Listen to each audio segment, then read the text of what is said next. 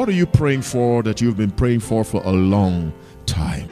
God called Abraham when he was 75, and he got his child when he was 100. How many years of praying was that? 25. We do not know why God deals with individuals the way he does.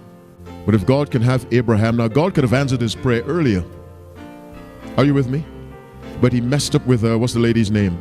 Hagar, at the recommendation of Sister Sarah.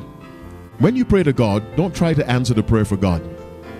Let me say it differently. Don't do what God is alone qualified to do. You do what you're qualified to do, which is pray, trust, study, obey, be patient, believe, live an upright life. That's my part. God's part is, I want to answer his prayer, but if I answer it now, it won't benefit him as much as if I wait 6 more weeks.